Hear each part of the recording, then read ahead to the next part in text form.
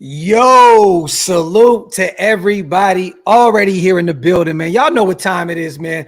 I got one of my dogs on, man. I haven't had them on for a while. You know, they've been doing really big things over there on their channel. I've been doing my Dougie. This is one of my guys, man, that was on the channel before it really took off, man. One of my guys that I really trust when it comes to talking Raider football. You know what I mean? We're not going to wait anymore, you guys. We're going to bring my guy, man. Soto. Yeah. What's good, brother? Chilling, baby. Thanks for having me on, man. It's going to be fun. Hey, man, look, so it's been probably, 2 years? Yeah. Somewhere around there, like a year and a half, yeah. 2 years, right? Yeah, it's been a minute. And I see you guys, man, over at the Aiden Windbags, man. Salute you guys. If you guys have not subscribed to my guys yet, what are y'all waiting for? And we're going to throw the link in the chat, the whole show. So, you know, everybody go over there and subscribe to our guys.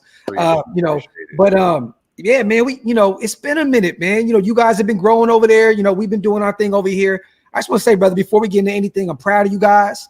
I love you guys. Likewise, bro. You're doing your thing. I see my guy over there doing the UFC thing. You know what I mean? Bro, it's getting big with bro, man. And RJ, I love it. I like to tease RJ. I like to tease him a lot because he's fun to tease. Because he deadpans everything, but you know it gets because like his eyes get wide and he's like his lips get tightened. But like he does a lot. He works like he'll be in Brazil and be like, "Yo, man, what time can we do this?" Yeah, and it's like he'll wake up at 4 a.m. and we'll do a show. He'll be anywhere in the world. Sweden, we did Sweden once. I mean, he had Wi-Fi in France, so we couldn't do that one. But dude, If you like seeing two dudes at a bar just arguing over shit, that's RJ and I for sure. And bro, that's what we did. Remember when we did our show? So I went over to your guys' show. We did a stream over there, and then you guys, said it's all good to take it, put it on your channel as well. But I remember me and you were just killing Carr, and RJ was like, "Man, what are you guys talking about, man? Like, he's the guy. He's the guy." I always remember that conversation because me and you were like damn near double teaming, bro. It was hilarious. You know what I'm saying?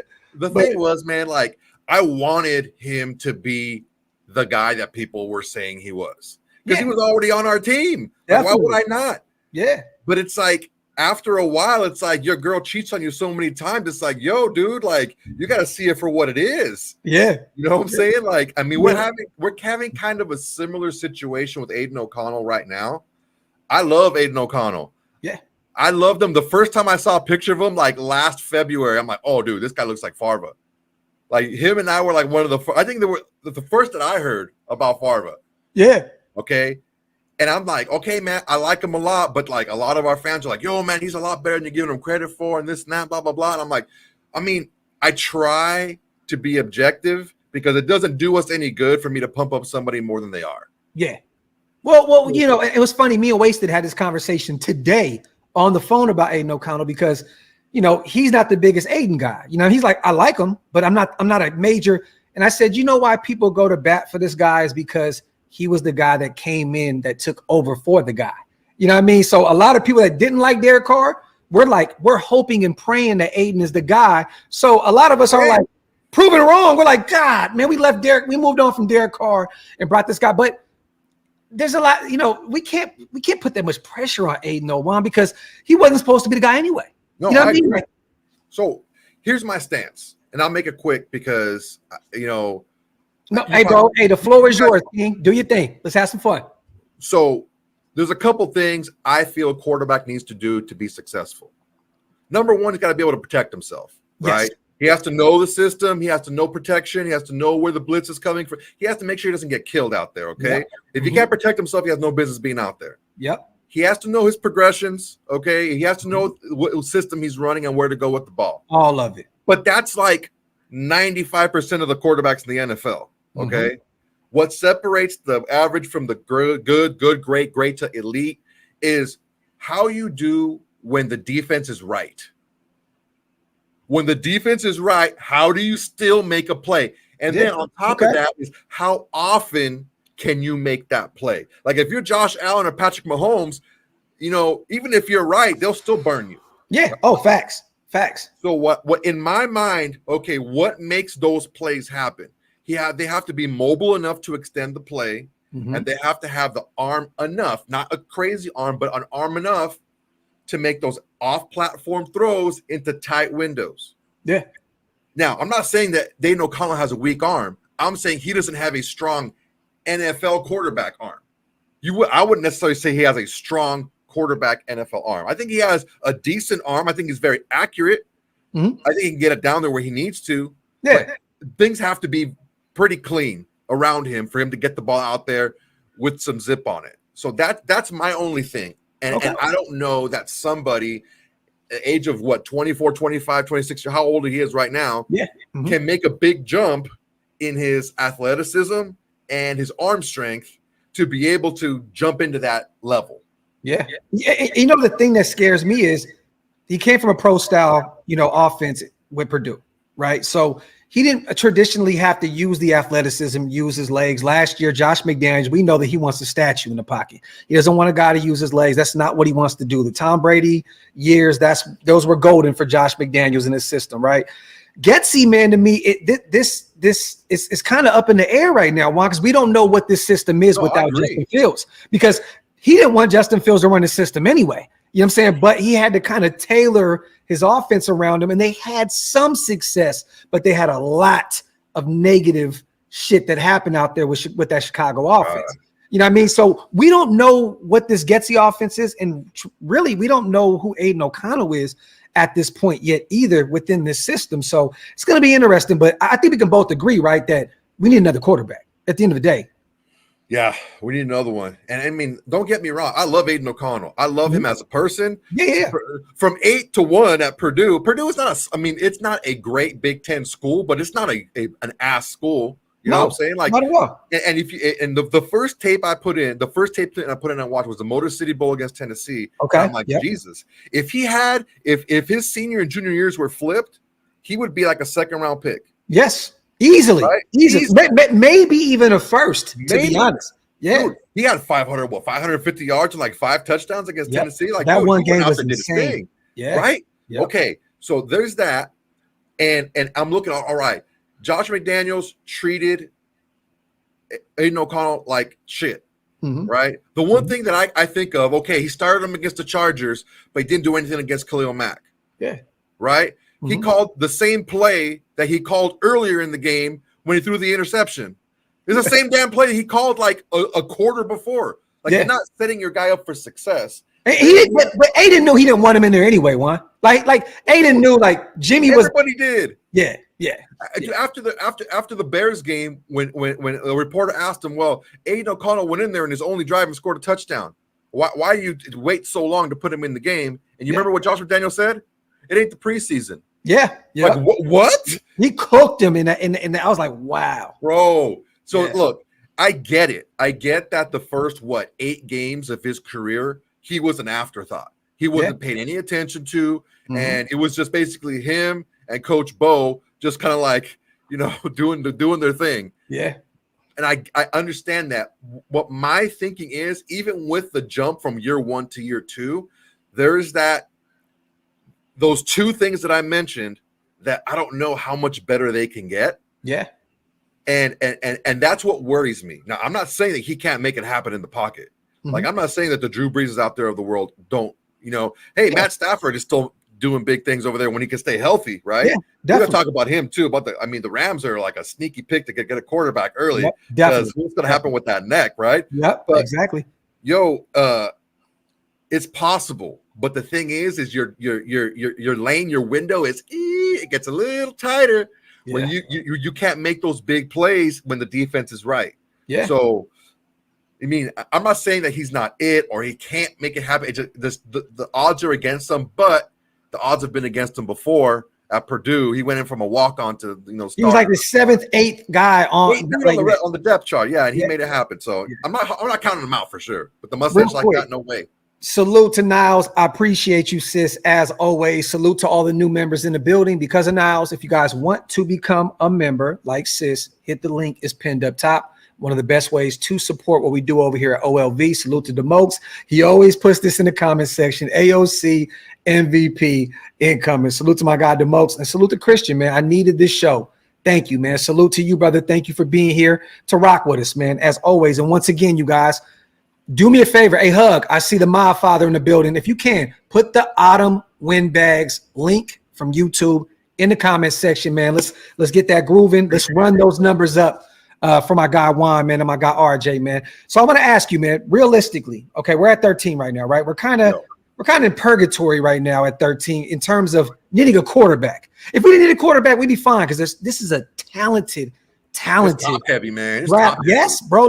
But in terms of every position, if you had a quarterback, right, and all you needed was a right tackle, guess what? At 13, beautiful, because there's gonna be a run of receivers, a run of quarterbacks in that top 10, and probably a few edge rushers here and there, maybe sprinkled in, right? So at 13, you're sitting pretty. You're like, you know what? You're like, yes, please. Yeah, like we're good to go. But realistically, man, I'm gonna be honest. I know there's a lot of talk about, AP loving Aiden, which he should put that out there because that's his young guy. He got the job, partially because he threw the kid out there. He sat Jimmy and he ran with the young buck, and they had some success, right? So I believe the hype with. He loves Aiden, but I don't think he's going to put his job on the line for Aidan O'Connell. I don't think that Tom Telesco, coming off of the situation that he had with the Chargers, is going to say, I'm okay with running with the Aidan O'Connell year one. And I don't think that Getsy is going from a situation in Chicago where he had a really athletic quarterback like Justin Fields to a statue in the pocket like Aidan O'Connell. Some jobs can be potentially on the line. We need a quarterback. What are you doing at 13, Juan? Like if we're on the board right now, okay, and realistically, Jayden is gone, Drake is gone, Caleb is gone. What are you doing at 13 with Penix on the board, Nix on the board, those right tackles on the board for Waga and JC Latham and other? What are you doing if you are the GM right now at 13?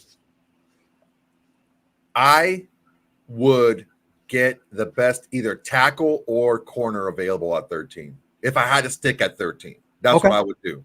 Okay. I'll tell you one thing. In the tape that I haven't watched a ton of tape. Last year I watched a ton of tape and it was a total waste of time. Yeah. So I watched a little bit of tape just on the mock, like the main guys and like a couple of mocks. I wanted to get to know a couple of guys, right? And I'm telling you, from my eyes, the gap between, let's say, the middle, like the last five, right? There's like the big six, right? The big six quarterbacks. Yeah. The last four and the top two. So my top two are Caleb and Daniels, right? Okay. That next four is a lot closer to Spencer Rattler than they are to the top two. I agree. So if we end up taking a Spencer Rattler in the second or maybe the early third, if we have to move up into the second or something like that, if we end up getting that, I call Spencer Rattler, and I've called him from the very beginning, I called him Caleb Light. Yeah, he's like Caleb, but just a little bit like the arm talent isn't as good, but it's so really good. Yes. His vision is good, really good, but not as good as, he's mobile and he can run, but just not as like he doesn't have that pop, that extra that Caleb brings. I agree. He's still really, really good. Yeah. So if we do something like that, I mean, I'm cool with that because look, you can't go in there and you can't take like a Pratt, because that's we got two of those already. Yeah. Yeah. You know what I'm saying? Like, yeah, Minshew can scramble around, but he's not a super mobile. He had like under 200 yards rushing last year. I've been saying that too, bro. I know all the mid-round Pratt talk out of Tulane. It all sounds good, bro, but you're literally adding a third guy to the room. It's not going to really add any value to the room. Same dude. If I were to do that, I would wait an extra round and I would get Milton. Okay. So you like Joe Milton. If someone's going to sit anyway, you might as well have him have something that the other two guys don't. Okay. So basically what you're saying is if we miss out on those top guys, add a guy like Milton that has a different skill set, right? That arm strength is different. It's the top of the line in this year's draft. He'd have a top 3 arm if he was in the NFL today. But the thing that scares me is, bro, can Getsy bring that out of him? Because the problem with him is the accuracy issues. That's the issue. Like the guy has all the arm strength in the world. Like if you can win a Super Bowl off arm strength alone, this guy's going to go for a 3P. You know what I mean? Easy. But the accuracy. I watched him at the combine. I went out there with Stu. I watched him live. It was a beautiful, yes, but it was a beautiful thing to watch in terms of, just simple routes. Hey, just 9 route, just throw the bomb, right? Like, you're going to take the top off of this venue because it's easy. It's just a ping. But when you got guys running routes, you know what I mean? And you're asking, other things from this guy, the accuracy issue is just, it's glaring. It's glaring. And if we're going to take Milton, great, in the later rounds, if he's available. I still have a feeling that one of these teams are going to reach on him. I think he'll be gone in the first 3 rounds. Third, I think like late third. Yeah. A team's going to be like, look, a team like, maybe even like the Jets or something like that. I can see that. Long, right? How long is Aaron Rodgers going to play? Let's have him sit behind a guy who's accurate. Because look, if you're the Buffalo Bills behind Josh Allen, why not? Yeah. 17 games, man. What did like 61 quarterbacks start a game last year? That's a lot. Yeah. That's a lot of quarterbacks. Yeah. So my thinking is this. If someone's accurate some of the times, what is he doing when he's not? What is he doing different when he's not accurate? Is it because he's unsure? Is it because his eyes are sped up? Is it because his mechanics are wrong? Is it because he's speeding something up? What is going on here? Yeah. And I like to equate it to like the fight game, right? So I'm a Muay Thai coach. I don't know if you remember that. Yeah, I do. So when people get wide, it's usually because they lean too much into something and their punches come out wide, right? If I say keep it tight, it's going to be faster going straight. It doesn't have to be faster going loop, right? So if he's throwing something and he's trying to get it in there a little bit too hard, or his hips aren't right or something, what's making him inaccurate? That's the job of the quarterback coach, right? Yep. To make sure that he lines everything up. And look, if he's not expected to play right away anyway, Aidan O'Connell has, if you could take what Aidan O'Connell has and put it into Milton, you have like an MVP, perennial MVP. The timing, the touch, the accuracy, right? And I don't see AOC as being somebody who's going to be selfish and not want to help. No, not at all. Not at all. So what better situation to bring a guy in that has accuracy issues than to work with your really accurate quarterback? Okay. I think it could work. I'm not saying that we should do it. That's like if Telesco gets outplayed, right? If he's sitting there with a pair of deuces and everyone else is like, oh man, what am I going to do, right? And it's late in the draft, you're like, man, I got to get somebody. I don't think it's a bad deal. But I mean, if we miss out on the top 6 for whatever reason, like let's say, for example, 5 quarterbacks go, but it could happen. Oh yeah. Yeah. It happens every year. Yeah. Right. Yeah. And because I mean, we got what? Seattle. We got the Rams, it might be doing something a little silly and just want to take somebody. Like you never know. I mean, hey, bro, keep an eye. People look. Dak is on the last year of his contract. Juan. Bro, I know, and he's making a ton of money. And people are real. Like people are like. There's so many trade talks with Dak Prescott. I live in the Dallas area right now. People are saying this is it for Dak. Don't be shocked. I know they got Trey Lance on the bench, but he hasn't been proven to do anything at the next level at this point coming out of college. Like, don't be shocked if Dallas said, you know what, man, one of these guys are available. I'll go take them. Yeah, I'm just saying, like, there's so many teams that can do that. But the thing with Milton is I think that he needs to be in a situation where there's kind of like a quarterback whisperer, like a Shanahan. If he went to the Niners, I can see Shanahan helping him and molding his skill set and helping him limit the turnovers and the mistakes that he can make. He needs to be in a situation where the glaring problems, they're minimized because of the guy in the system. And I don't think that Luke Getsy is that guy. Salute real quick to Niles. Salute. All the media, sports, broadcasting are putting Penix Jr. at 13. They say we need to fill the O-line. Where are we now? I mean, at this point now, I still have us taking the right tackle at 13. If I had to call it right now, I have us taking Fuaga at 13, unless, and we're going to talk about something here in a second now. There's talks now, Juan, I know you've seen it today, about the New England Patriots, right?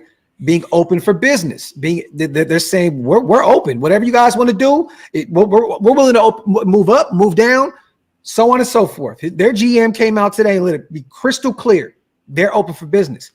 Now, with this situation with Jayden Daniels, while you've been watching, right? He's been screaming to be a Raider all offseason. You don't want to go to Washington. No, he doesn't. And now his agent is playing into this whole stuff on the internet.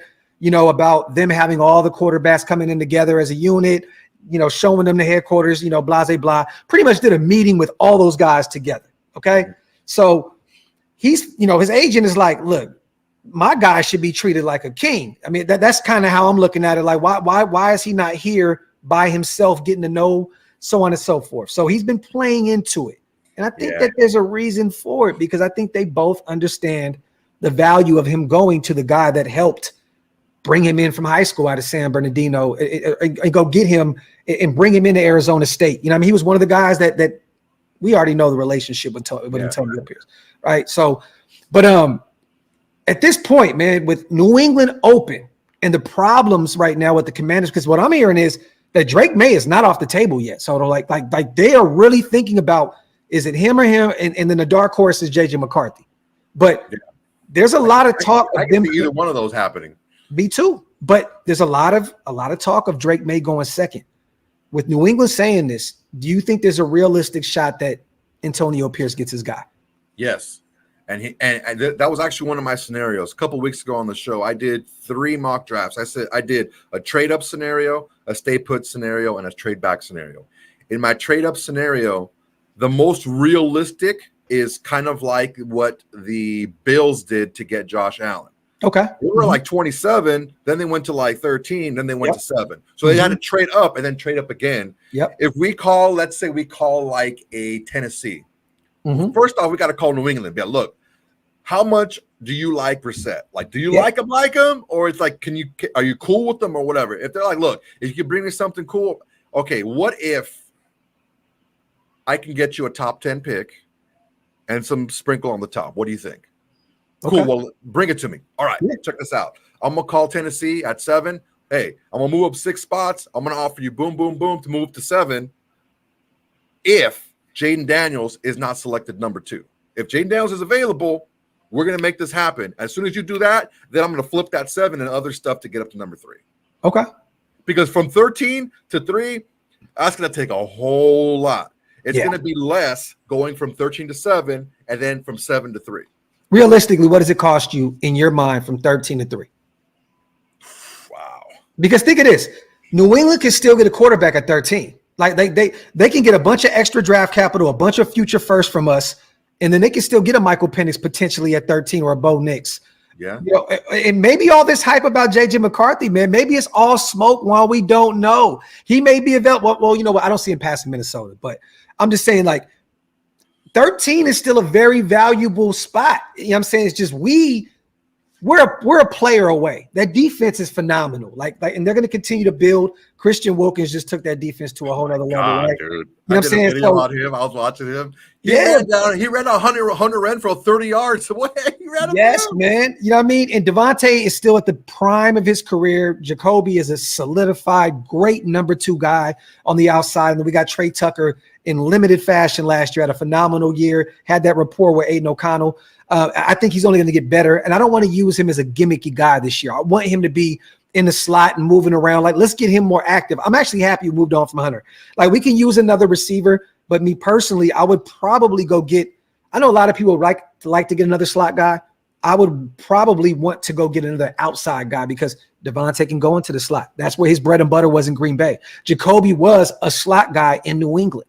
You know what I mean? So there's so much shit that we can do on the offensive side of the football to get creative. But I kind of lost focus of where I was going in terms of that. But you know what I'm saying? Like trading up, trading back. But in a nutshell, man, what do you in your head, like, do you think it's going to take us from 13 to 3? 13 to 3? It's going to cost a player too? Is it potentially a Malcolm Kuntz or somebody like that? Yeah, it's probably going to cost a borderline-ish starter type guy, like a Kuntz-ish guy. Yeah. And the 3 ones, I would say at least. That's because it's not all about the jump; it's about the value of the pick. Yeah. And if it was like, if let's say for example it was Tennessee at 3, they don't really need a quarterback, so the value of the pick to them isn't going to be as big as it is. Well, we need a quarterback too. Yeah. You know, and like I would rather pick what I want on the menu as opposed to just picking what's left over, right? So from that sense, that's why I felt like the double trade up, because it's happened before. Oh yeah, definitely. And yeah, it's gonna be a lot, man. 3 1s and a player, probably. Yeah, I would say that. It's gonna cost them more. Like this year, it's gonna cost us our first and our second. I'm telling you right now, like even if we don't tie a player to this trade potentially to move up to New England, they're gonna get our first and our seconds. They have so many holes on that roster. One, like they need help. That roster is booty, and it's year one with their new guy, right? So they're gonna be patient with their new head coach. You know what I mean? It's year one in their their whole retooling. This is a whole. I'm gonna be real. It's a rebuild out there in New England. That roster is just devoid of any playmakers, man. And you know what? Look, I don't have a problem with trading back, the whole New England mindset of trading back. But the problem is you get a lot of good and not a lot of great. Yeah. And that's my issue with doing it so often that you pick a lot of guys that are plug in. Well, where are your stars? Yeah. You have nobody on the outside. You have your offensive line is okay. Your defense has a couple of stars, but your best defensive player you got on free agency. Yeah. So it's like, I mean, you have to be able to. You don't want to trade back too often. So picking up a lot of these extra picks, especially high first round, second round picks, it could be appealing because there is a lot of holes in this roster on the Patriots roster. And Gerard Mayo said that from the jump. He said, I know how the game goes. Like draft picks, are a necessity in our situation. Like this is how you build a team. You know what I mean? So I can definitely see them moving from that 3 spot. Give me a from 1 to 10. The Commanders taking Jayden Daniels at 2. Like from 1 to 10, 10 being the highest, 1 being the lowest. What is your realistic? Do you think that they go Drake May, which a lot of guys, I love Drake May. I've always loved him during this whole process. I'm gonna be real. I've always said this. I'm not the biggest Jayden Daniels guy. He scares the shit out of me. But if we're gonna have our head coach Antonio Pierce be the guy moving forward, I want him to have his guy. You know what I mean? So I'm okay with moving up to go get the guy. But realistically, from 1 to 10, what do you think? I think Washington's about 80% taking Jayden Daniels. Okay. That's what I think. I think I like May too, man. He was one of my top 3 guys that I did my quarterback breakdown on. And man, his touch, his arm strength, he's like a mini little Herbert, man. And I'm telling you, tough. He's tough-minded. He lost a lot. He had what was it? Walker. He had this last year. Yep. And before that, he had a couple other guys. And when he had Downs and a couple other guys, Walker, Josh Downs, they had some guys. When he had those guys in his junior year or his year before, that's when his name got big. Yeah. Last year, the only thing that scares me about him is he is really mobile, but he recognizes like the blitz a little bit late. He gets ear-holed a lot. And I'm like, oh man, it makes me itchy. Like it makes my palms itch. Like I don't know if I like that because it's like I don't like my quarterback getting hit like that. Yeah. But I mean, I would be happy with Drake May. I mean, I'll be happy. Like I'm not gonna throw him aside for Spencer Pratt or anything like that. Watch me get Spencer Pratt. I have to eat my words. But I just think that with the style of quarterback and the offensive coordinator that are in Washington right now, I think they want a Jayden Daniels type more. Yeah. I was pretty much so. Once Cliff Kingsbury went there, I thought that somehow, some way, Caleb was going to pull I'm not going to Chicago. Bring me over there to Cliff Kingsbury. Familiarity, USC days, and so on and so forth. The air raid offense. He wants a guy that can utilize his legs, and Drake can do it. But Jayden and Caleb are known for that, right? Like they're known guys that can utilize their legs. So I mean, it's gonna be interesting, man. But you got 1 more week, bro. 1 more week. We're gonna see what this is. But realistically, man, I'm gonna ask you because a lot of people we talked about Michael Penix Jr. What's your thoughts on him? Penix. I like him a lot, man. I like him a lot. I think that the medical is a little bit, I don't want to say overblown, but we've seen him perform when he had a capable offensive line. He was getting beat up in Indiana. Yes. It's one of those things where it's like, yeah, man, if you're getting beat up, like I don't like getting my quarterbacks hit. I don't like getting hit. Yeah. And it's like, you never know. Yeah. He got a clean bill of health at the combine. We haven't heard anything about him in any visits where anyone says anything crazy No. about his knees or Everything shoulder, is checked out. Everything is checked out. clean, right? Great. And maybe when he gets to the NFL, he gets a little HGH in him or something like that, like whatever, he gets a little stronger, right? He gets maybe Deuce gets him right with the weight room, like Yo, far be it from me, right? hey, Right? Look, it happens. hey, I'm not saying it doesn't. So I like him a lot. Yeah, and I had to really focus on something that I was taught a long time ago in business is the absence of evidence isn't evidence of absence, right? Ooh, that's a bar. So just because we haven't seen Penix work the middle of the field doesn't mean he can't. If I had those two guys on the outside, I'd be throwing it on the outside too. But in the NFL, you can't live outside the numbers. Yeah. You gotta work the middle too. That's what happened. Like what happened with Garoppolo last year? They clogged the middle up and made him throw outside, and dude, it wasn't pretty. Yeah, it's man. hard. It's hard. They stacked the box on Jimmy, and it was lights out. Yeah, it's hard to live on the outsides. Yeah. So just because he wasn't asked to doesn't mean he can't. And I think he has one of the most special arms in his draft. Dude, one. I have no problem with it. Rory, the third windbag, who doesn't really come on the show, he's like, oh, the lefties this and lefties that. I'm like, listen, bro, Boomer Esiason had a right-handed backup. It's not a big deal. Mark Brunell had a right-handed backup. Hey, who was Joe Montana's successor? Backup. Who was Joe Montana's successor? Exactly. It's not a huge deal, man. And I like Michael Penix a lot. I like him. If we take him at 13, I'm not going to be mad at it. Okay. I'm not going to be mad. Okay. Because look, I can say all I want. I would have done X or I would have done Y. Ultimately, the roster is going to be what it's going to be. You got to put the helmet on. You got to go on the field and play. And I think that transition from the locker room to the field, I think AP has that locked down. Oh yeah. And I really do think that with the coaching staff changes that we've had, maybe on the offensive line a little bit, we got a couple of other coordinator. I think Getsy got a little bit of a bad rap in Chicago. I think that he came in a year too late or 2 years too late. If he would have had, it's a tough situation. And, you also have to take a look at the quarterback that he had too. You have to be able to, what did I say? You have to be able to run the offense. You have to be able to see the progressions. If you can't do that, it's going to be tough on you. And it just so happens that Justin Fields is a supreme athlete, and he was be able to make some shit happen anyway. Well, Getsy does what Pierce wants. Is he wants to be a run first team, establish the run. I mean, you look at those Chicago stats last year. They have, I think, the second best rushing attack in the NFL. I know they had Justin Fields, but they had to utilize him with that because Getsy didn't trust his arm. So they ran the football a lot, and they had. I mean, there was a carousel of running backs over there. At one point, they had the fullback start because these guys were in and out of the lineup hurt.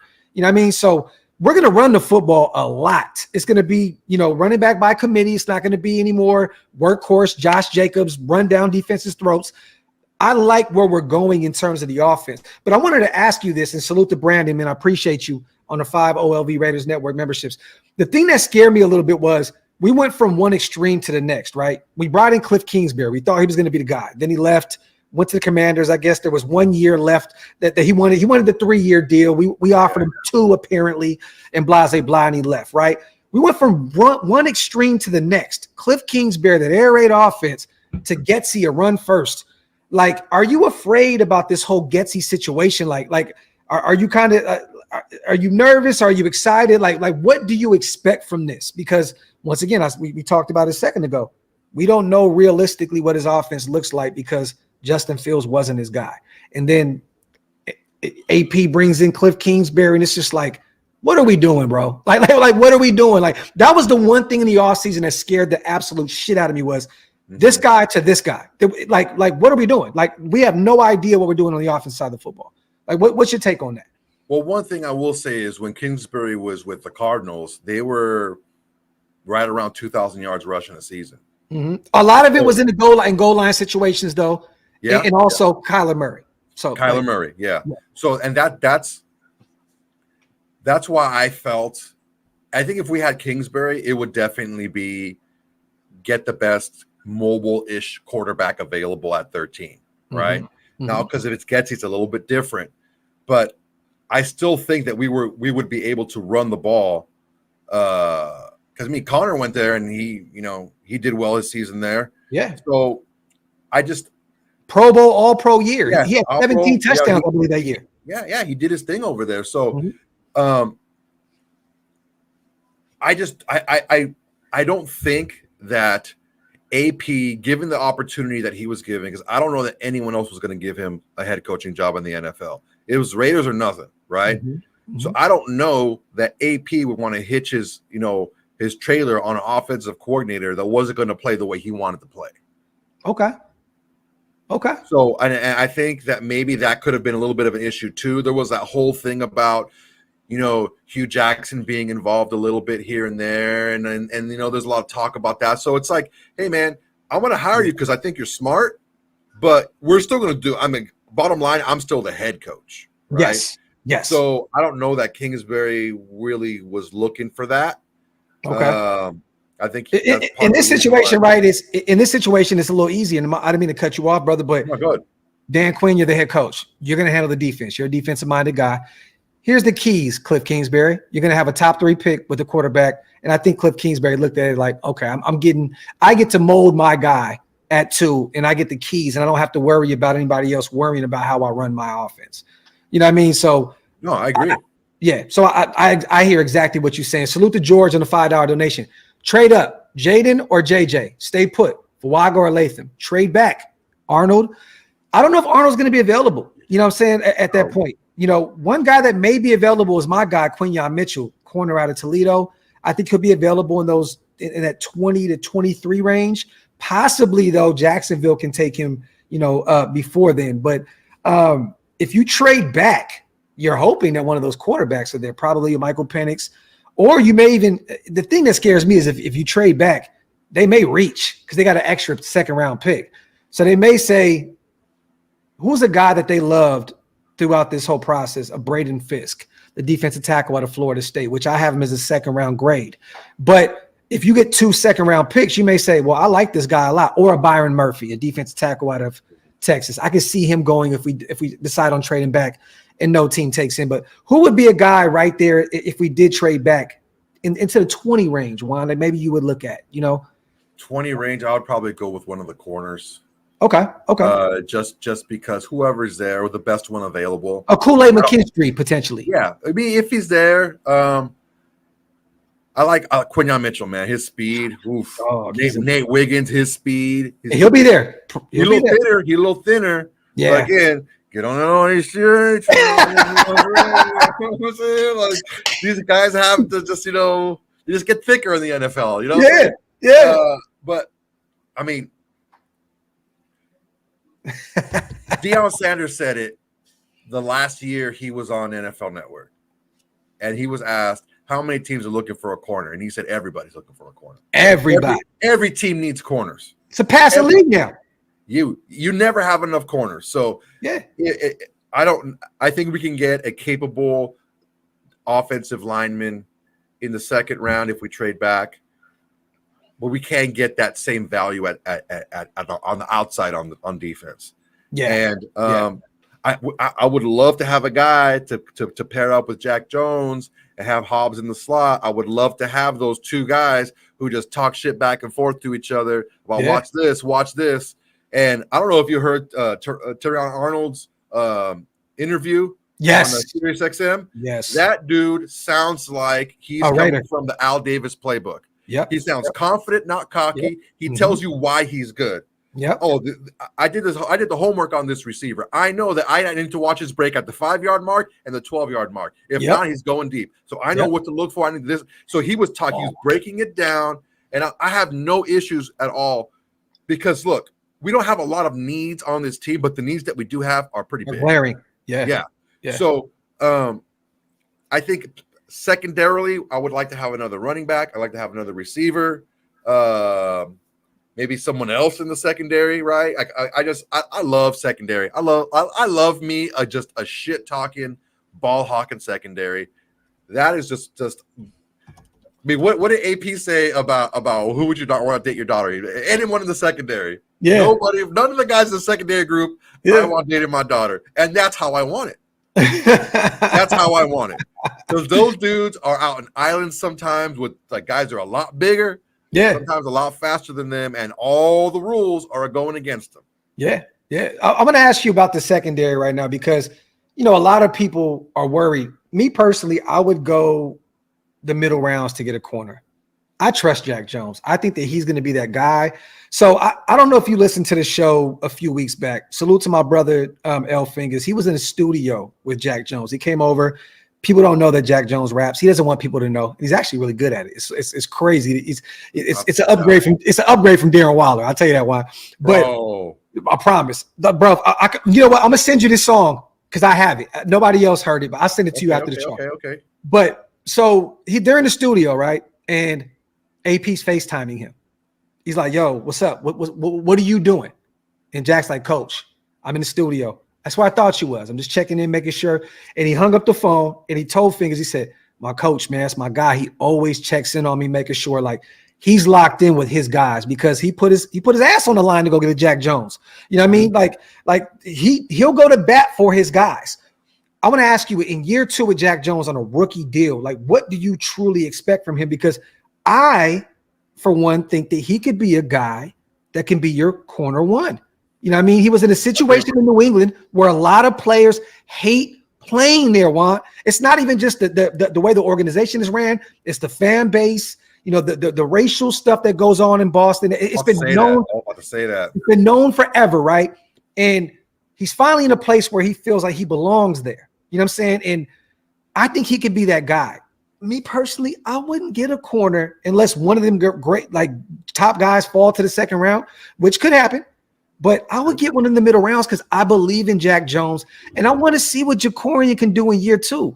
It got into his psyche early, Juan, because there was some bad calls on him, like some 15-yard penalties really early on in the season, and it broke him. Sorry, man. Can you hear the siren? Oh, that's good. It's good. I live in the hood, bro. I live in the hood in Long Beach, bro. I love it, bro. I love it, bro. You know what I mean? I love it. But what's your take on this secondary right now? If we don't go get one in the first round, like what do you feel about the Jack Jones, Nate Hobbs, Jacorian Bennett trio at this point with Brandon Faison and a few other guys on the roster? How you feel right now? If we didn't go corner early, I'm okay. I'm not super pumped about it, but I agree with you on Jack Jones. I agree with you that a lot of people are like, yo, man, Jack Jones, he had that issue. Like, look, he didn't know. He says that he couldn't have a gun just in his bag. He had to be in a gun bag, and you couldn't have the clip inside the gun. It's like, okay, I get it. It's a mistake. Not a lot of people, people that don't travel know that, right? Mm-hmm. So I get that. I get that issue, okay? And that happened early when he just got there to New England, and it wasn't a big deal. Yeah. A buddy of mine is a big Bills fan, and he's sending me all this stuff about, oh, man, he's drinking on he's on vacation, bro. Yeah. A man can't have a Don Julio on vacation? Bro, I loved it. I loved every second of that shit. I mean, if he was in a strip club doing it, okay, all right, maybe we could talk. We're going live at a strip, but he's on vacation on a balcony somewhere drinking. Yo, man, let him do his thing. Let him have fun. Let him have fun, man. He's doing it responsibly, whatever. Cool. Yeah. I wouldn't be as concerned as I was last year without Jack Jones, but it still would be an area of concern of mine if we didn't add somebody in the secondary. Okay. I mean, I think we need to add 2 guys. See, my perfect offseason would be to bring in a Gilmore right now, or bring in a Xavier Howard, right? Or a Dory Jackson, one of these veteran corners, bring him in. So it's not such a dire need to bring in a corner in the first 2 rounds. Because then you can go attack a Kyrie Jackson out of Oregon or a Cam Hart that I'm a big fan of out of Notre Dame. That dude is like 6'4", dude. Bro, they both are. Him and Kyrie. And Patrick Graham wants he wants a big body guy. You know what I'm saying? Like, go get a big body corner. I'm okay with that. But I trust what we have going on. Yes, that room is thin a little bit right now. Yeah, Amik left, and we lost. Who else did we lose? I think we lost Tyler to the Philadelphia Eagles, another guy that could play in the slot for us, that played really well for us. You know what I mean? But I'm not really too much worried, especially with the upgrades at the defensive line. You know the game, right? If you get to the quarterback, you make the second level and third level of your defense that much better. You know what I mean? So there's not going to be so much pressure on these corners this upcoming season when you got a Christian Wilkins. We got finally somebody that can add that interior presence and command double and triple teams from the interior. That's going to free up Maxx and Malcolm Kuntz and Tyree on the outside. Bro, I did like on that cut up of Christian Wilkins from last year. He beat the center on a shotgun snap before it got to Bryce Young's hands. Yeah, he had already beat the center before the ball got to the quarterback. Mm-hmm. That's insane get off. Insane get off at 300 and plus pounds, right? Crazy. But look, Spillane's going to be a lot better. He's going to have a lot less mud on his feet. When you have those everyone's double teaming up front, he's going to have a lot less to shift through. You have not gonna have a boot on his hand either. Oh yeah, he's good to go with that. That thick ass neck he's got. He got that thick old neck. Thick neck, look like a bullet. Yeah, straight up. He look like one of the Mario bullets that come out. Yeah, exactly. That's what I'm thinking. And then Diablo's gonna be able to fly a little bit more. He's fast. He'll be able to just get to the ball carrier a little bit more. Have a little bit. Don't have as much to do. Just see it, get it right. See ball, tackle ball, and it's going to make a huge difference. I think that the core that we have here is good. What I'm looking at too is we always need to add that one little piece on whatever level of the defense, but just to kind of push it out a little bit further, to make us have that group a little bit longer. Because then when XYZ guy gets a little bit older, we have that other guy that's still there, and it's an easier transition. Yeah, that's why I'm all for taking two guys in the secondary. Yeah, and a lot of the safeties that we have in the draft right now are combos. Like, because what's going on with college football right now is a lot of these safeties have to cover the slot. Yeah, a lot of the safeties have to come down and cover receivers, so they're used to doing that, and that's why they're a little bit lighter, right, at times. But I mean, I'm cool with it. I'm cool with them being able to play multiple positions because ultimately that's what Patrick Graham wants. Versatility. He wants to flip. He wants to be able to flip a guy and confuse the defense and rotate after the snap. And the quarterback has no idea what the hell's going on. So I agree. I like that, and that's why I'm intrigued by this draft. It's very top heavy. It just so happens there's a lot of good players in positions of need for us a little bit further in the draft. Yeah, like in Dane Brugler's mock, we had us taking Braylon Allen in the 4th round. Braylon Allen is 235, 4'4", 6'3", 6'2", 6'3" guy. Huge. Yep. Bro, look, if Zeus is your lightning from the Thunder and Lightning, you have a huge problem in the backfield for every defense out there. Yeah. Bro, Braylon, his comp is kind of like a Jonathan Taylor. He's big, bro. Yeah. He's big, and he can break tackles. It's a Wisconsin running back. What do you expect? Oh yeah. And Jamari Thrash, like just the name itself, right? Louisville. Yeah. I see him. I see him almost like a thinner version of Davante Adams coming out because that route running that he has, he can get open. His hands aren't the strongest. His body's not the strongest. But what are we talking about? You get the NFL, whatever. Yeah. Okay, look, stop me when I start lying, okay? So he gets in there, gets a little stronger. And who better to learn the nuances of running routes when you already run good routes than Davante Adams? He just that little bit extra on the end. Yeah. And I mean, take advantage of while we have them. Have them teach the young guys. I love that. Salute to everybody here in the building. Real quick, you guys, if you guys can, man, wipe them feet, hit them thumbs up, hit that subscribe button if you're not subscribed yet. Also, subscribe to my brother, man, the Aidan Windbags. I see my brother, the my father, put the link in the comment section, you guys. Appreciate I see a few people already said that they already subscribed. Make sure you subscribe. Also, salute to Casey. Let's get these supers in real quick. What about Slovis as a late round guy? I'm gonna be real. I like to stay away from these BYU guys. Last year, I mean, he has the measurables: 215, 6'3", but 1,700 yards in the air last year, 12 TD, 6 picks, a QBR of 52.9. Casey, I'm cool. I don't want a developmental guy. Like, if we're gonna get a guy in the later rounds, get someone like a Jordan Travis because of the injury. Let him get healthy He has all the athleticism in the world to potentially be that number one guy. If you're going to take anyone that late, get somebody that can be the guy. And I don't think that that Slovis can be the guy. Salute to Casey. Go ahead, brother. I'm an SC fan, right? I go to all the SC games. Keaton Slovis started at SC. Yeah. And he was good, but there was just something not there. And that's the reason why we moved on and ended up getting Kalen Williams in. But what I'm worried about with someone like Keaton Slovis is he's very similar to who we already have in the building. And there you have it. And by all this talk, right, you're saying that you need more than what you have in the building. Yeah. So why are you going to bring what you have in the building again when you're saying that you need more than that, right? Bring somebody else in with a different skill set, period. Exactly. The Jordan Travis I love. If it wasn't for the injury, he would have won last. He maybe would have gone into the playoffs. Because of him winning those last two games. But what I like about him is not a bad word said about the kid. Mm-mm. Everyone loves him. Leadership, goes out there. He's a little erratic when he needs to put a little bit of more mustard on the ball, but he's going to learn that you don't always have to do that, right? And especially when he's as mobile as he is almost like my Jayden Daniels light. Okay. He's a little bit smaller, doesn't have quite the arm strength, but still super mobile. His teammates love him. Yeah. And he won a lot in a lot of big games too. So he has some talent on that offensive side of the ball. Keon Coleman and Giant Bell, and they had some weapons. Benson. But I'm just saying, if we're gonna go a guy later in the round, later, if somebody doesn't take him in the first 3 or 4 rounds, if we're gonna get a guy later in the round, get somebody with some dynamic, I just want to see something different, man, some pop, something. There you have it, man. Salute to Silver and back. Give me day 2 surprise, best available stud pick. And day 3 pick, who becomes an instant Raider Nation favorite year 1, i.e. Maxx, Hobbs, Renfro. So I'll say this, and I've been saying the same names over and over because I have my favorites, okay? Cam Hart is one of them. He'll be a day 2. He'll be a day 2 guy, Notre Dame guy. Him and Kyrie Jackson are my guys.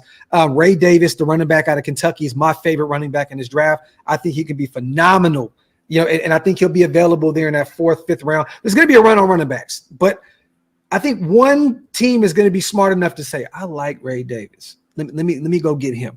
So those would be my guys. And then who else? I like the young edge rusher, Muhammad, out of Colorado State. Yeah. He could be a dog in the later rounds. You know what I mean? So there's a shit ton of talent, that you can look at. Maybe even, you're in the LA area, Gabriel Murphy, UCLA. Yeah, UCLA. You know what I mean? So he could play inside and outside, and he's a tough kid, man. He was a tough out. When they beat us last year, he was unblockable, dude. Latu had all the attention, dude, he was all over the place. Another a late round guy, because we use another receiver, right? What about your boy, Taj Washington? Not bad. I would rather have Rice maybe a round or 2 earlier, because he's a lot bigger and just as fast. Yeah, no, definitely. Taj Washington he didn't run a very robust route tree, if you know what I mean. Yes, at SC, a lot of hitches, a lot of stops, screens, and go routes. What do you think about your boy Lloyd, man? What do you think? Where do you think he's going to go in this draft? And what do you see? What do you see the trajectory in his career? Do you see him being a number 1 somewhere? I think he can be. Because the number 1 now, what are you, 17 carries a game, something like that? If you're the number 1 it's 17 to 20 range. Because a lot of it's kind of a running back by committee 1-2 punch with everyone now. So I like him a lot. I think when he came in, he popped. He has that jump, that little bit of boost factor to him. Yeah. And it's like a joystick stop and start type of thing where he can get in there and he can get through the hole and wiggle through. Yeah. So what with day 2, right? Let me see. Day 2, I really like. I saw some tape on this kid, and I looked at it more, and he's nasty. Cooper Beebe from Kansas State. Kansas State, baby. That dude is nasty, dude. Yes. I know we got white hair, and he was, former Pro Bowl player and everything. But Zach Zinter too, Juan, out of Michigan. Zinter too, late, a little bit later, probably because of an injury. Dude, Cooper Beebe, oh my God, dude, that dude is a beast. Yeah, a beast. So a little bit later, you already took Davis, Frank Gore Jr. Okay, yeah. Frank Ward Jr. He didn't do anything but mess around and be like the best running back at the Senior Bowl. Yeah. Right. So I mean, he's a little undersized, not quite as big, but same mentality of his dad. Yeah. And you know, he was well respected. Yeah. So I don't see that being a bad pick. Who else do I got here? Like a Marcellus Dial, right? Okay. Like the cornerback, South Carolina. I like me long, aggressive corners. I like those long-armed, aggressive corners, right? Okay. You know, those are a couple of guys. You know, I like that. I like Marcellus Dial a lot, man. I like him. There's Ketan Oladapo, bigger safety from Oregon State.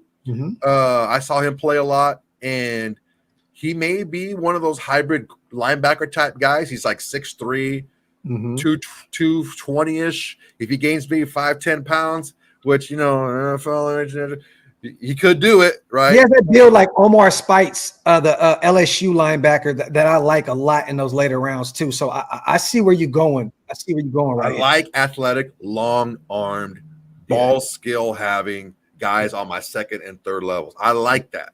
Another guy, Frank Crum as well. We talked about him a lot. The right tackle out of Wyoming. Keep an eye on him in those later rounds as well. Salute to Spivey, man. My guy. Appreciate you as always, my brother. This is the Kevin Nash Ashiel Moore. Salute to our guy. Appreciate you. Salute to all the new members in the building. Salute to Silverback. Thoughts on Javon Baker to grow under DA. This is another guy that is starting to gain a lot of steam. Played in Florida. You know what I mean? Central. I believe it's Central Florida. I'm gonna tell you right now, that guy had a lot of people talking about him at the combine. Me and Stu was kicking back, and there was a lot of talk about Javon Baker. But that's just not a need. Like I think he'll be gone in those first 3 rounds. I think a wide receiver needy team is going to take. Mind you, Tom Telesco likes to get those wide receivers in those mid rounds. He's done it. You know, the Palmers of the world. He's done it a lot in the past.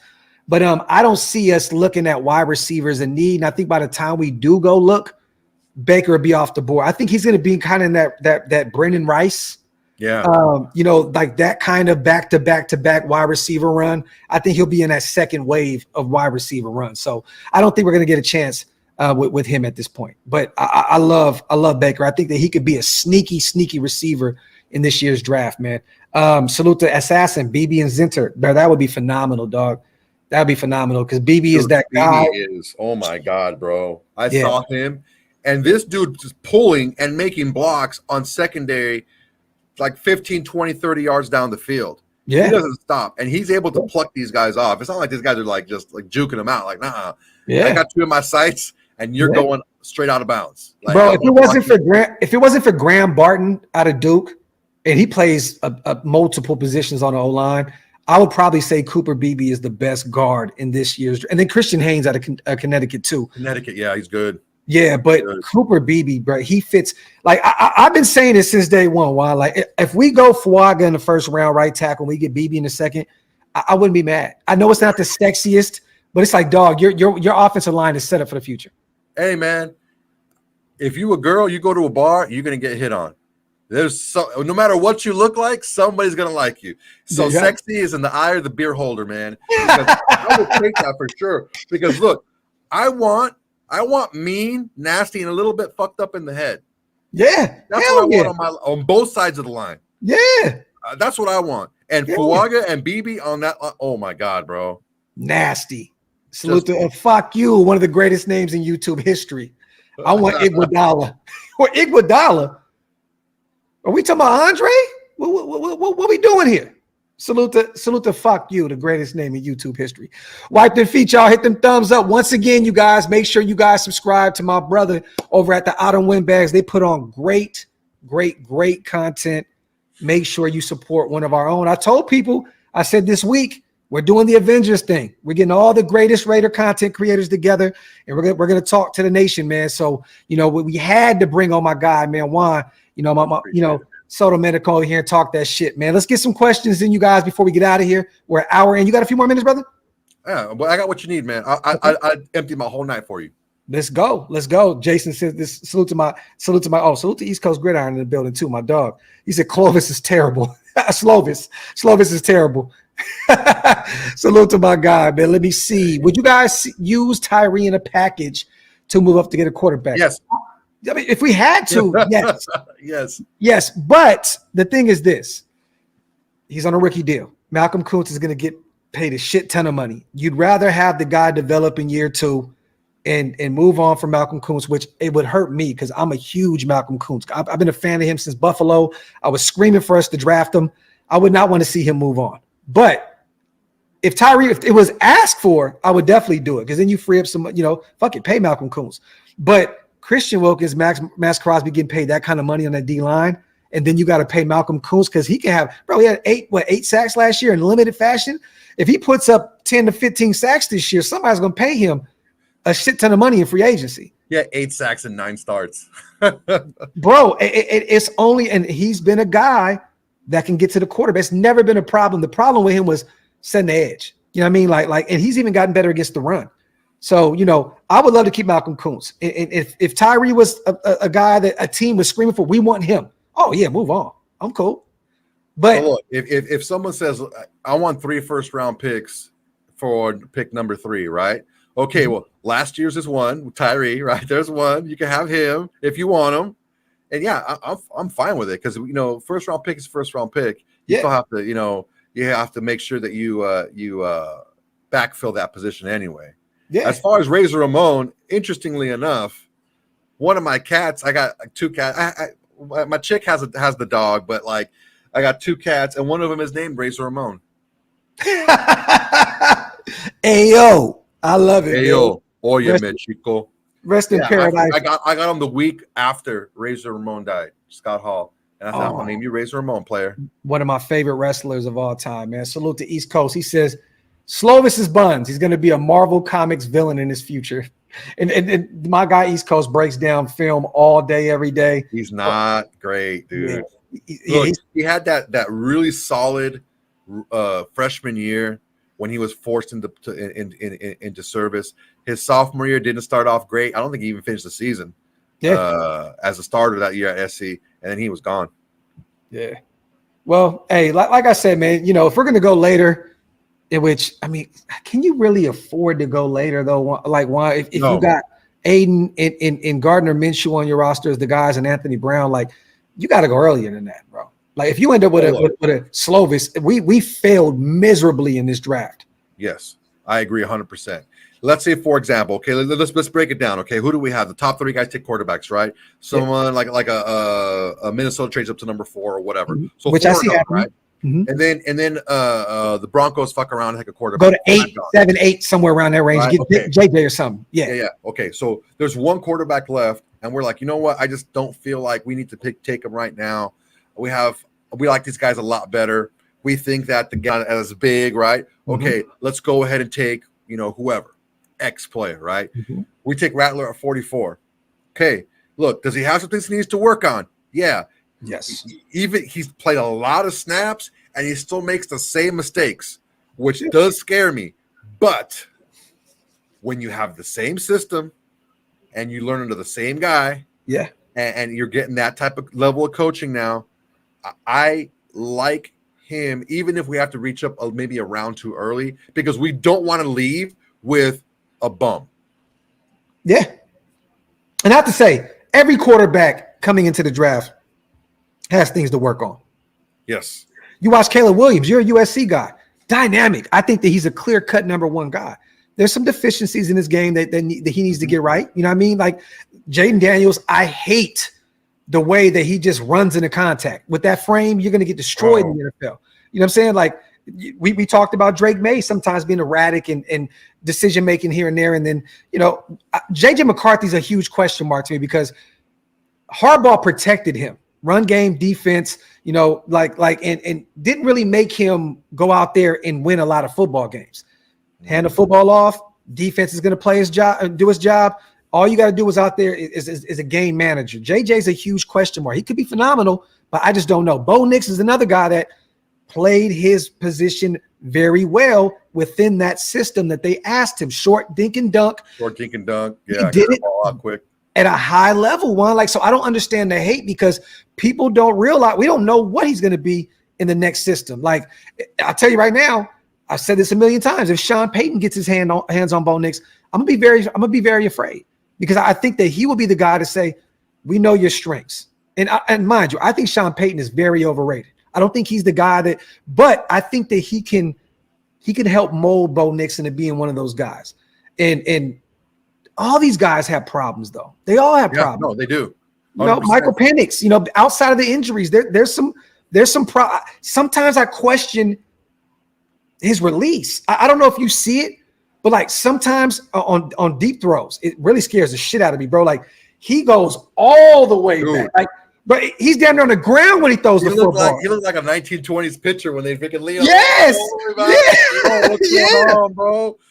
Yeah. I mean, look, JJ McCarthy is like a very polarizing quarterback right now, because there's a lot of like slide where he's going to end up, right? Yeah. And like I said earlier, the absence of evidence is an evidence of absence. Maybe he just wasn't asked to do that, but when he was asked to do a little bit more because maybe the opponent wasn't great, he threw 3 picks against Bowling Green.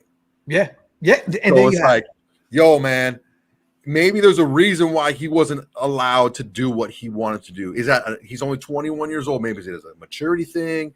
Yeah. Is it just, I don't know. He's practicing against that defense every day. That defense in Michigan was legit. Yeah. So I think that any rookie out there, it comes down to continuity and scheme fit, for especially with a quarterback. If you get, like we talked about, if you get the right quarterback in the right system for us, like a Penix, like, yeah, man, that's a Raider quarterback. You play hard defense, you run the ball, and you take deep shots. Okay, cool. I like it. Let's do it.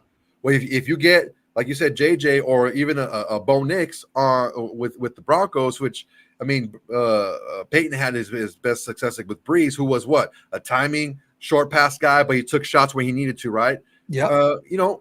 I can see that work too.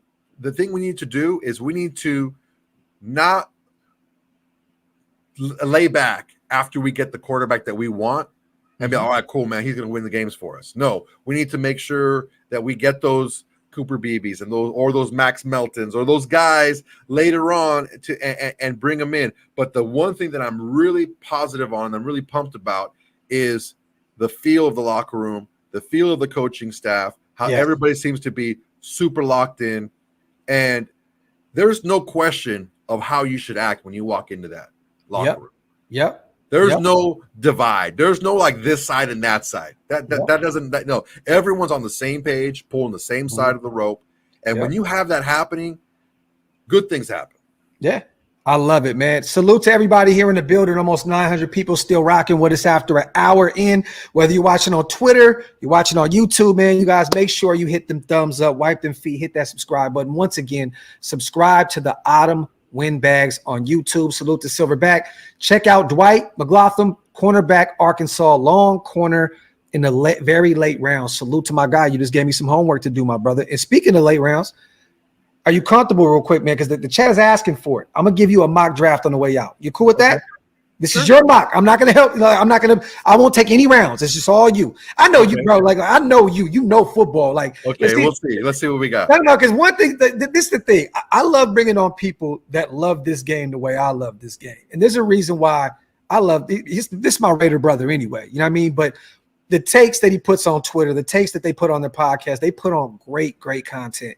So I trust my brother to be able to handle a mock and do his thing. So I'm going to give you this mock. We're going to do a 7-round, and you take whatever position you want. We're going to do it like this real quick. Let me bring it up. Mock draft simulator. We're a week away, so, we got to have some fun with this. Might as well have a good time with it. Yes, no trades. So we're not going to do any trades. You'll be my consigliere, right? Like if I need to ask a little bit of advice, you can kick me down some advice, right? Come on, I got you, brother. All right. Let's do it. Let's do it. All right. Boom. Mock draft. No trades. No trades. Okay. It's hard for me to go Dallas Turner. It's hard for me not to take him. I know, right? It's hard, bro. I think he goes to Atlanta. I don't think there's any way he's here. But if we're playing the board we're given, we are. Hold on. Let me see what Atlanta took. Oh, so they took edge rusher. Yeah, they took So an edge rusher too. this is very realistic because, bro, they're the only happened. team that needs an edge rusher in the top 10. So Dallas Turner, the probably potentially top edge rusher, is on the board right here. Yeah, man, I would probably have to take Turner if he's there at 13. Okay. Just look at the Ravens take an edge rusher every single year. Yes. What's wrong with having great and deep? What's wrong with that? What's wrong with making your strength even stronger? Hey, bruh, to be real with you, I'll read that super in a second. I got you, brother. I promise you. I'm not firing past it. Salutes to HVAC. This is fire, man. I'm a little late to the party, but these are the two top Raider YouTube channels in the game. Player. Salute to my guy, man, HVAC Raider. I appreciate you on the $5 donation, brother. And thank you so much for the kind words, even more. And salute to OCSIC. Dope collaboration, guys. Do it more often. You know what, brother? I promise you moving forward, we're definitely going to do this more often. I ain't mad at you, bro. To be real with you, if you have one of the top edge rushers on the board there, we can definitely use a right tackle, but I'm going to be honest. Look, do your thing. This is your mock draft. So,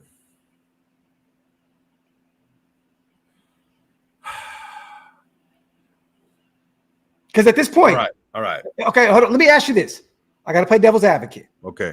If you take Dallas Turner here, right, what does that mean for Malcolm Kuntz? What does that mean for Tyree Wilson? Like, because at this point, you just drafted an edge rusher in the top 10 last year that you kind of moved around last year, and you've kind of found, his footing, at the defensive tackle position, but they're going to move him back to the edge. He'll kick around because realistically, while you put him there in the middle of that defense during running downs, it's going to be ugly. It's going to be ugly. I don't see him being a full-time defensive tackle. Malcolm Kuntz, on the other hand, this is the last year of his deal, and I have him being the starter on the outside. So if you bring in Dallas Turner, there's gonna be a lot of competition there. And Big Tone, I'm not trying to sway him away. I'm just giving them the positives and the negatives, brother, the pros and the cons. Because mind you, I think that Dallas Turner is probably the best edge rusher in this draft. But he has an intact neck too. You know what? Hey man, everybody's telling me to shut the fuck up. So look, it's on you. What do you want to do, brother? What do you want to do? Okay. I like Dallas Turner a lot. I think I'm gonna probably end up living to regret not taking him. Okay. But I would probably go with Quinyon Mitchell. Ooh, okay. Outside. So you're gonna take a corner right here. Yeah. Look, it's a passing league. There we can still get some value in the second round. Okay. I like that. So, and that's Penix. My favorite corner in this draft. So Penix. Yeah. So we got our quarterback. Boom. Easy peasy. First 2 rounds. Future corner 1, potentially future quarterback 1 right there. We're gonna reject all this. Damn, Peyton Wilson's still on the board too. That's crazy. Oof. Realistically, in the third round, what would you attack? Because we still haven't got a tackle, we haven't gotten a guard. Peyton Wilson is like a consolation prize at this point. He's phenomenal, but we need some O-line help as well. Yeah, I mean, it's hard to pass up on Wilson because bro. That dude is he's like the closest thing to Luke Kuechly. Yes, I've seen on tape. If he could stay healthy, dog, that's a big if though. What do we got a little bit further down? Okay, so is there a specific position you want to look at? Tackle, offensive line. Okay, so what we got there. I think the best offensive lineman left is Rosengarten out of Washington. Blake Fisher's still there too. That's one of my guys. I like Blake Fisher, dude. Blake Fisher, the best tackle in the draft was on opposite side.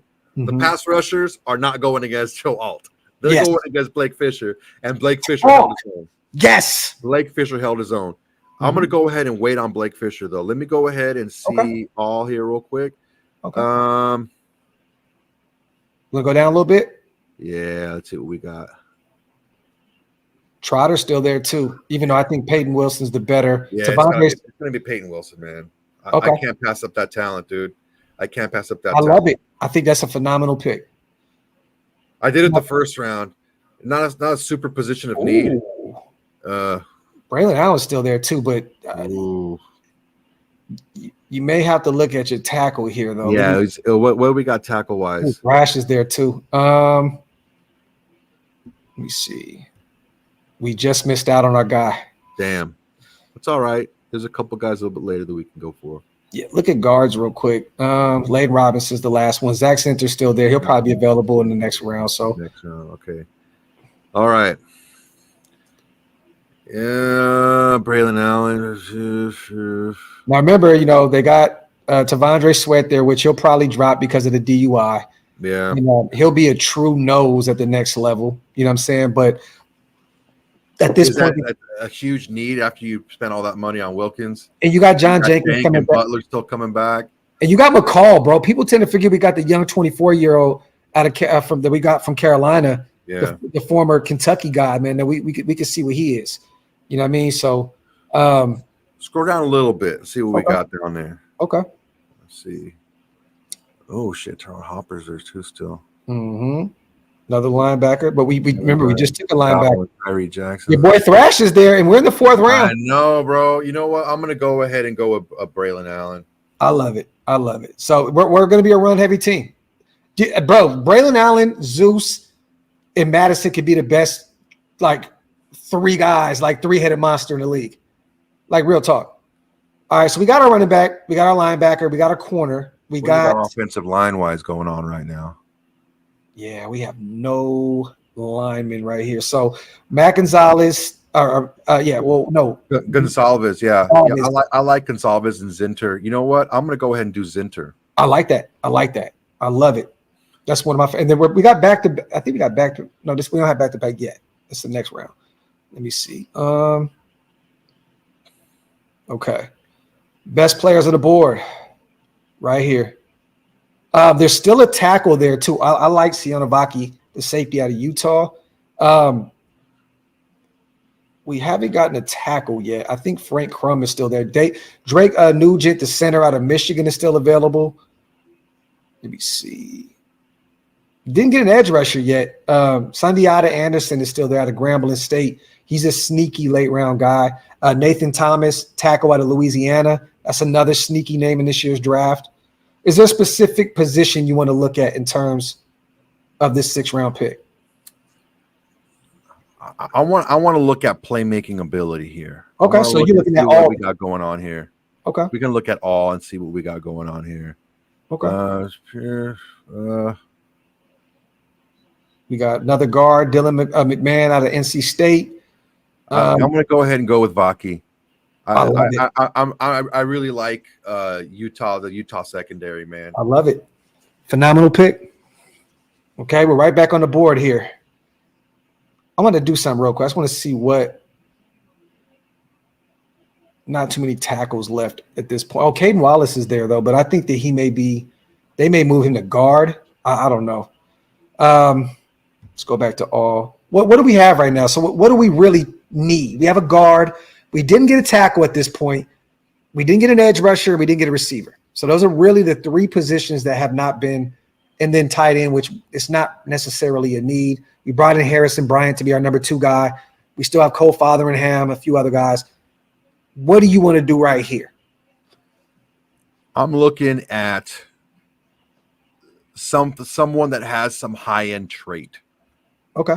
Someone that has a high-end trait here.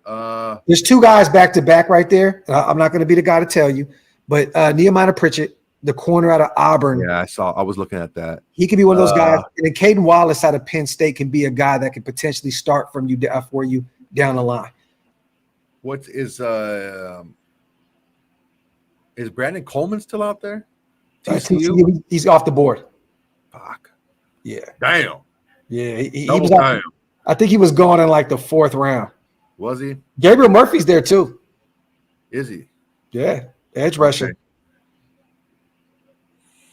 I like that. Let me take a look at Gabriel Murphy, man. 6'2", 247. Doesn't have any info on it yet, but you know. He's athletic, though. He is super athletic. He is a prototype. He is like a Malcolm Kuntz-esh. There you go. Yeah. So I'm going to go ahead and do that. I love it. All right. One more pick right here. This is where you can just say, hey, I'm just looking for somebody that could potentially make this roster.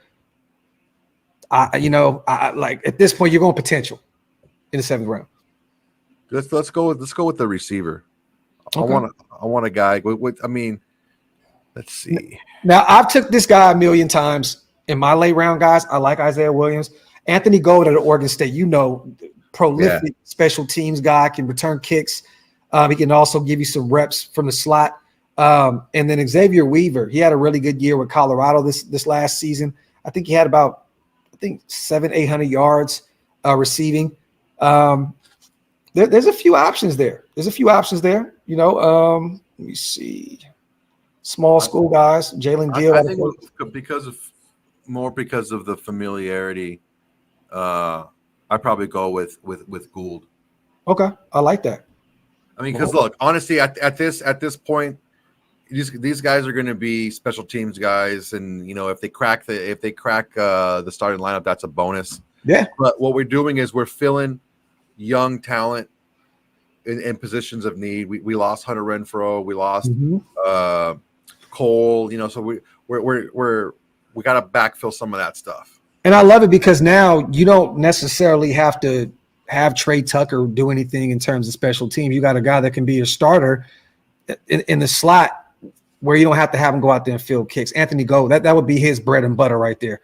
I think this is great, man. Quinyon Mitchell, I think he's going to be a future All-Pro. This is literally my favorite corner in this draft. Michael Penix Jr., I've been screaming from the mountaintops for him all since last year. I think that he could be a phenomenal guy with what we got going on. Peyton Wilson, bro, I think if he makes it to the third round, it's only because of the injury history. The medical, yeah. That's the only way he falls. Bro, sideline to sideline, thumper against the run, can play in coverage. I mean, this guy does it all.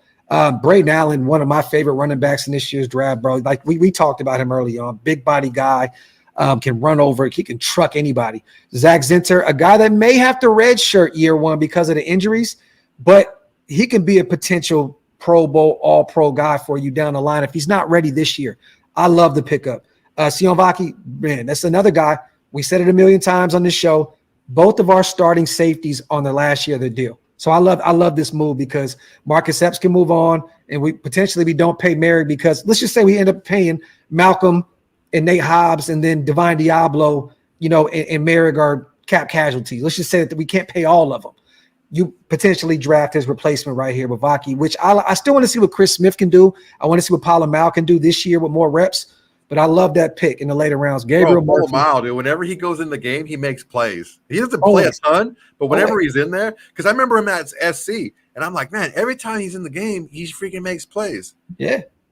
I love your draft, man. Gabriel Murphy, Anthony Gold, phenomenal draft. Salute to Spivey. OLV, Wasted and Windbags. You keep it Raider real. Much support. Fuaga, O-line, good for a decade. I agree with you on that. And thank you for the kind words, my brother, as always. Salute to you, man. A+. I see a B. A+. A lot of A+, man. Great 707 draft. I love it. Not a bad draft at all. Okay, so yeah, that's what it was, Dan. Yeah, he had 908 yards receiving, 6 tutties. So he had a great year for them last year, but we took gold. So great grades right there, man. Salute, man, to everybody here in the building. Once again, man, brother, I appreciate you as always, man, for pulling up and rocking with me. Hey, let everybody know where they can follow you at, man. Yo, you can follow me on Twitter at Mr. Wonderful. That's MrJuanderFull 42. Mr. Wonderful 42 on Twitter. Mm-hmm. Same thing on Instagram. Also, the Autumn Windbags on Instagram. Just the Windbags on what an X now, Twitter, whatever. I don't know what it's called now. Whatever that is. Look out for something new. I got something cooking. Okay. I'm trying to do something a little bit. I love the Raiders, but I also love football. So I want to try something a little bit different. Not as deep as I go with the Raiders with the entire NFL. Maybe just the big games. Mm-hmm. Maybe just like why certain players had big games, just focusing on certain players from different teams. Okay. It's called El Maloso Soto. So Maloso is a bad guy, like Razor Ramon, the bad guy, right? I love it. El Maloso, because look, I'm gonna talk good and bad about every team in the NFL. So sooner or later, I'm gonna be a bad guy to you, right? Okay. I'm gonna talk shit on your team. So that's coming up. Hopefully, it comes up starting, and I'm just kind of ironing out some things to make sure I can get the right amount of content out. Okay. I love it, man. Once again, you guys, go support our brother, the Autumn Windbags. Salute to our guy RJ too as well, man, putting in that work with the UFC and doing his stuff, man. Salute to Jenny. Hey, Juan, your channel is leather. See, now when we say leather around here, Juan, that means you A1, bro. That means your shit is. Thank you, Jenny. Much appreciated. Yes, so much appreciated over here. Yeah, man. Once again, man, salute to everybody. Hey, let's do this, man. Let's double back after the draft. Let's go over our picks. Yeah, man. I would love to have you back on. You know, I want to get you on with Wasted too. I think it'd be fun for us three to, us old heads talk some football together. I don't have this because it helps me get chicks, bro. This white. I'm growing the beard out, but it's like it just won't stop. I'm like, why is it? If I cut it short, it looks like a little bit bad. But this is like a lot. And my chick's like, don't do it. Don't do it. Don't color it. Just leave it. I like it. I'm like, all right, you like it. I love it. I'm cool with it. I got maybe a year or two left for mine, but before this shit go completely salt and all the pepper gone. So, hey. Oh, I got a little pepper still left, but other than that. Hey, man, we represent silver and black. You already know. Dealing with these fighters, bro. Oh my God. Look at even my camera's starting to mess around. Dude, dealing with these fighters, bro. That will age you quick because they just make some decisions. Like, man, I know I gotta weigh in tomorrow, but I just had a McChicken. Like, bro, what are you doing, dude? You waited like 9 hours. Yo, salute, man. Keep doing your thing over there, man. And real quick, salute to the chat too. Tomorrow we got Murph, we got Swag Jeff coming on the show early in the afternoon, and then tomorrow night we got Sanjit T coming on the show tomorrow as well. So double header tomorrow. So, I just want to thank you, brother, because like I said before, man, sometimes we got to get the Avengers together and let the people know just because we all don't do shows together doesn't mean that we don't rock with each other, man. You know what I mean? It's always love. And, and I see what you guys do and I try and pop in as much as I can. And, I just want to say, man, I appreciate and whatever I can do, man, to help lend some eyes, to what you got going on with the new stuff. I would love to, bro. Just let me know, man. And, I'll share it in my community tab. I want to see you guys continue to do great things. And what you guys are doing is phenomenal, man. I see the channel growing. I know you guys, 12,000 subscribers now? We're almost 10. The weird thing about what RJ and I is, RJ's got 2 jobs, right? He's got the Sirius XM radio show, and he's a producer for the UFC. And then I have my day job, and then I also coach at the gym. So this is like each of our third thing. Yeah. So it's like we can't put out the amount of content that we want to. But that's why we try to make the content that we do put out just hit. We try it because I would love to just be able to make content every single night. I would love to do that. But if I do that, it's not going to be good because I don't have the amount of time I need to do it. Yeah. Because I don't mind. Like I'm not at the gym tonight because I wanted to be here. But I can do that every now and then. But when you're a coach, you do run strength and conditioning for these guys. You got to make sure they work out, right? Yeah. But man, I want to say this. I appreciate you, man. Honestly, I don't understand why people are so weird out there about just being good to each other. You know what I'm saying? Man. Nothing ever happened good when you put your ego ahead of doing what's right. Yeah. And when we connected, RJ reached out to you initially and we started talking and we connected on a lot of different things, man. And when good people get together, good things happen, right? So definitely. I appreciate you. I see what you're doing here with your channel, bro. It makes me happy. Like when I meet somebody with Raider gear on, I know they're a Raider fan because no one's just gonna wear random Raider gear, right? Yeah. Hey man, are you a real Raider fan? What do they say? They almost get mad at me, like, fuck yeah, man, I'm a real Raider. All right, cool. Who do you watch? Who do you listen to? Yeah. And I always bring you up, man. I'm like, dude, you got to watch these dudes. And I got a channel, but also this dude got a channel. This dude got a channel. You go, give me your phone. Let's go ahead. Let's do it right now. And that's what we do, man. Like real one. It's like I always do that, man. I don't understand why people try to be weird out there about this stuff. Yeah. And I appreciate what you're doing with your channel for the fans out there because honestly, I can't get enough either. Yeah. Yeah. You know what I'm saying? I know they can't. I know you can't. I can't get enough. We love this team, bro. It's in us, man. It's not on us. You know what I mean? So all day. Brother, anytime, man, RJ's not around and you want to do a show, I would love for you to send the invite, put the bat signal up. I'll come back over there and let's run it back up over there, man, on the Windbags channel. I'd love to do it, brother. Let's do it. We'll do it again. Let's get it, my brother. Once again, you guys, on the way out, wipe them feet, y'all. Hit them thumbs up. If you're not subscribed yet, hit that subscribe button. OakLawsVegas.com. Go get some drip, planetraiders.com. Big Mike has been putting that work in on our website. A bunch of new articles up. He has been putting that pen to the paper, going crazy with these draft prospects. And then other than that, man, out on Windbags. Go subscribe. I see a bunch of people did tonight. Run that shit up. I don't care if they're live once a week. Guess what? They put on great content, man. They deserve to be 20, 30, 40, 50,000 subscribers. Go over there and run them numbers up, man. Real talk. Salute to the greatest chat in the universe. Love you guys. Appreciate you guys. My brother, we're going to talk soon, man. For sure, man. I'm out.